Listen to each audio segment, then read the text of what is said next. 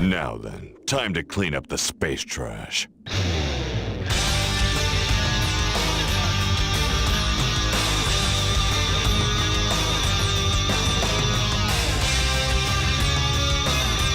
Dragon Ball Z fans will have a strong sense of déjà vu with Namco Bandai's Kinect version of the cel-shaded brawler, which is essentially a stripped-down reboot of 2011's Ultimate Tenkaichi with a first-person viewpoint and gesture-based controls. The graphics and story mode are identical, so if you already own the previous game, you might feel more than a little bit cheated at the recycled content. Curse you! What am I supposed to tell Poir and Bulma? It's understandable why the developers chose this particular game to adapt to the Kinect. Instead of the fast-paced fighting from your typical brawler, the gameplay in Ultimate Tenkaichi is much slower, opting for a more strategic approach between encounters than one based on reflexes. For the Kinect, this makes sense, as there's nothing it loves more than slow, deliberate motions. I can't wait! Yet not all of the actions can be counted on in a fight, as there will frequently be times when a particular move doesn't register correctly. Combat involves moving in and out of melee range, allowing characters to perform high-powered blasts from afar and punches and kicks up close. What amazing power!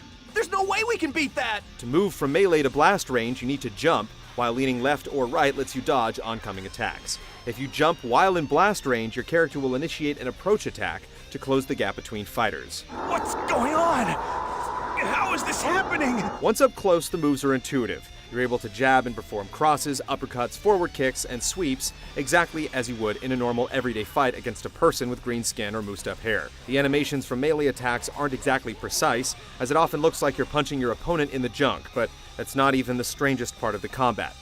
You wish. To perform charge-up attacks, you must first tap your shoulder as if to remind yourself you're playing something that's geared for kids, before pointing at the enemy as if to mock him. To fill your special move, Key Meter, you have to squat and scrunch your arms together like someone who's severely constipated, yet determined to have a sweet release. It looks like I'm back to normal. Only the Kamehameha beam attack feels true to the anime, which involves cupping both hands next to your hip and then thrusting them forward. Take a good look. This isn't something many people ever get to see. Dragon Ball Z for Kinect is non-stop fighting across its story and score attack modes, both of which lack multiplayer support.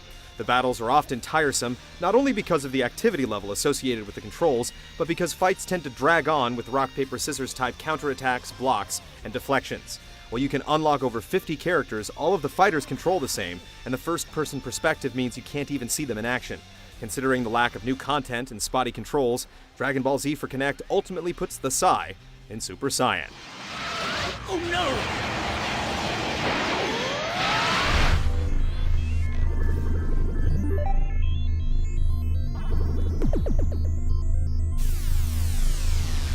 You know I don't enjoy jokes, and you've never been very funny.